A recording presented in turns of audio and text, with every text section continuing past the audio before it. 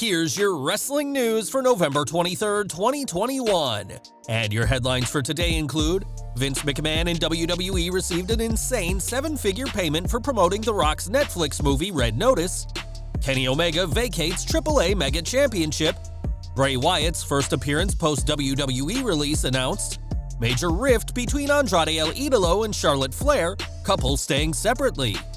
Former WWE wrestler is returning to pro wrestling after more than 4 years. WWE sent Hit Row mixed messages before firing them. Top Dolla breaks silence about a WWE producer cussing him badly during a segment with Sami Zayn.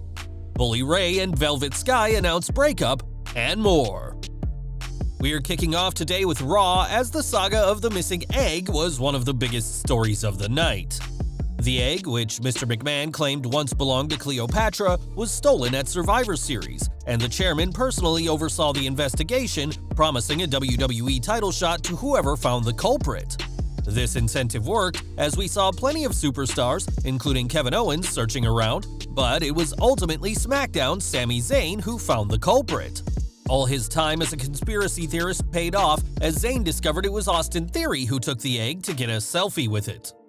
In a response that can only be called pure McMahon, the chairman was impressed with Theory's guts, and after sharing a selfie with him in the egg, Vince granted the young superstar the WWE title opportunity against Big E.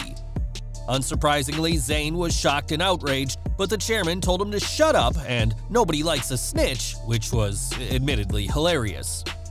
Theory getting thrust into this spot was a huge indication that WWE, especially Vince McMahon, sees him as a future world champion. And though he won't beat Brock Lesnar or Randy Orton's records as youngest WWE or World Heavyweight Champion respectively, Theory is on the right path. That main event saw both Seth Rollins and Kevin Owens come out, and the two proved to be a distraction for Theory, giving Big E the chance to hit the big ending to retain his title. Big E ended the night by taking out Rollins and Owens, looking great one night after his loss at Survivor Series to Roman Reigns. For Big E, this was just another day as WWE Champion, with a triple threat match between himself, Rollins, and Owens seemingly inevitable for Raw or WWE Day 1. For Austin Theory, though, this was his most prominent appearance to date, and right now, all signs say this will just be the first of many world title opportunities in the future of Raw's breakout superstar. McMahon's golden egg was heavily featured at Survivor Series, which didn't exactly sit well with the fans who wanted to see The Rock instead. The egg was gifted to the chairman by The Rock and was so prominently focused on during the pay-per-view that fans cynically questioned whether this was all paid promotion for the Brahma Bull's new Netflix movie Red Notice. As it turns out, that's exactly the case, as Mike Johnson, a PW insider, confirmed by saying, "I figured this was obvious, but since we've gotten a few emails about this, the Vince McMahon missing egg story is 100% a Netflix-paid promotional partnership to push Red Notice. That storyline is expected to wrap up tonight, having made the company quite a nice payday." Sean Ross Sapp of Fightful said that the amount of money WWE received was insane, and sources within WWE said that Netflix paid a 7-digit figure estimated to be between $1.5 million and $1.7 million for this promotional material. Red Notice wasn't the only product placement on the show, as the Battle Royal was very clearly sponsored by Pizza Hut, with tables of pizza on display. In an era where wrestlers are being fired at a rapid pace, WWE answers only to the shareholders, so whether you enjoy these storylines or not, WWE will absolutely keep doing them as long as they keep getting paid big money. Now, Kenny Omega is set to take some much-deserved time off after a series of nagging injuries have plagued him for the past few years. We previously reported that Omega put off surgery until his story with Hangman Adam Page was complete, but it appears that the former AEW World Champion can't wait any longer. On Twitter, AAA's Dorian Roldan announced that Omega won't be able to defend his title at the upcoming Triple Mania Regia event and announced that the title is officially vacated. El Hijo del Vikingo, who was meant to be Omega's opponent on December 4th, will now face a yet-to-be-confirmed opponent, and it's reported that AAA were informed last week that the cleaner wasn't making it to Triple Mania Regia 2. As the longest-reigning AAA Mega Champion of all time, it's a shame that his reign has ended without anyone pinning him or making him tap, but the surgeries Omega's been putting off for years really cannot wait anymore.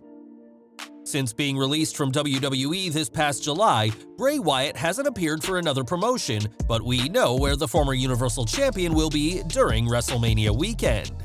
It's been announced that Wyatt will be at WrestleCon 2022, and with the convention also taking place in Dallas, the same host as WrestleMania, this could make for a very interesting situation next April. Now, there's no shortage of power couples in wrestling, but one couple seemed to be going through a rough patch. In 2019, Charlotte Flair began dating Andrade El Idolo as the pair announced their engagement last year, but there's been speculation on whether they're still together. On both Instagram and Twitter, the pair have stopped following each other, but it's unclear if this is part of a breakup or just a disagreement. A month ago, Andrade posted a photo of Charlotte, calling her his queen, but hasn't mentioned the SmackDown superstar since then. As for Charlotte, she posted a lengthy tribute to her fiancé on November 3rd, and the caption translated from Spanish on a November 18th post wrote, "I would invent you if you did not exist." In Andrade's most recent Instagram post, he said he's always grateful, but it's impossible to know if he's referring to his relationship, career, or something else. It wasn't too long ago that fans expected Flair to leave for AEW to be with her fiancé, but that was before a very personal feud with Becky Lynch, which culminated in an excellent match at last Sunday's Survivor Series. It's been reported that the rift between Charlotte and Andrade arose because Charlotte is unable to be beside her future husband because of WWE's grueling travel schedule and her various WWE commitments out of the ring. The couple haven't called off the relationship, at least not publicly, but it's reported that they're not staying with each other even when they're in the same city. There's always the chance that by unfollowing Andrade, Charlotte is just working the fans to get a reaction, something she's become a master of, and whatever the situation is, it's peculiar for the WWE and AEW star to have unfollowed one another in this manner unless something happened. In October 2017, Summer Rae departed WWE over a year after her last match in the company and has stayed clear of the wrestling world ever since. Summer's last WWE match, where she and Natalya lost to Naomi and Becky Lynch at an August 14, 2016 live event, was also her last match ever, but she might be looking to make a return to the industry. PW Insider reports that Summer Rae was backstage during the latest Impact Wrestling tapings, but it wasn't noted what she was doing there. The former WWE diva has a lot of friends in the business, so she may have just been visiting, or Impact could be scouting her as the next name to join their growing Knockouts division. There's always the option that Summer could have some non-wrestling on-screen role in Impact, and we'll have to see what plans, if any, the company has for the former WWE superstar. In the most recent round of releases, WWE cut the 3 remaining members of Hit Row just 2 weeks after releasing B-Fab earlier this month. While the team may or may not stay together, many believe that several of the members will find steady work on the national stage. During the latest Wrestling Observer Radio, Dave Meltzer said that there were plans in motion for Hit Row right up until they were cut, and explained the mixed messages the group received. He said, "Thursday's the day they got cut.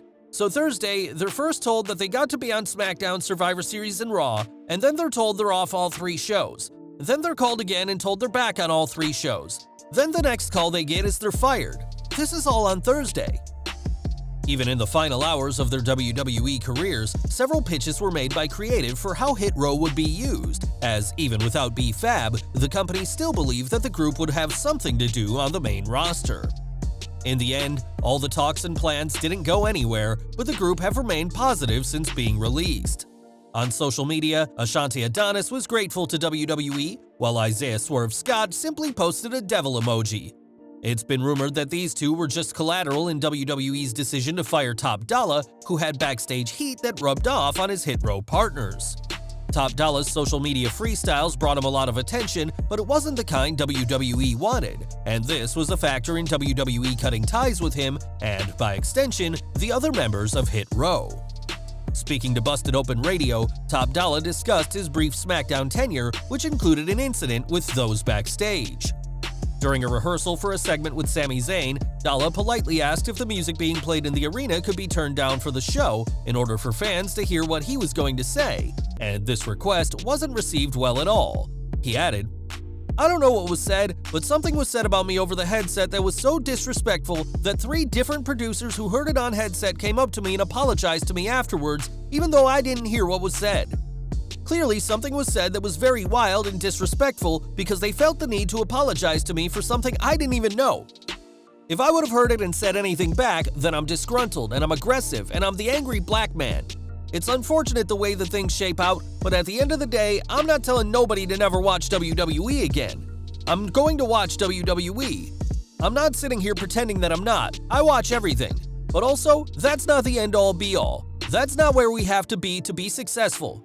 We are more than capable of going anywhere in this world and making the same impact.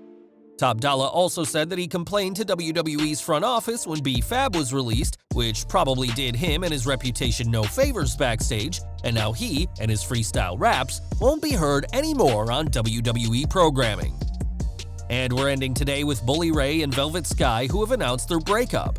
On Twitter, Sky announced that the relationship ended amicably, saying there's no animosity and they wish each other well in what will be the only public comment on the matter. The pair met in May 2016 and had become a favorite of fans, and though there's more to this story, both sides are keeping quiet about what happened between them. Thanks for watching, and be sure to come back for more news at 3:30 p.m. Eastern. Well guys, that's our news for today. Please share your comments below. Also hit the like button, subscribe to our channel, and hit the bell icon to receive all notifications. And as always, thanks for watching.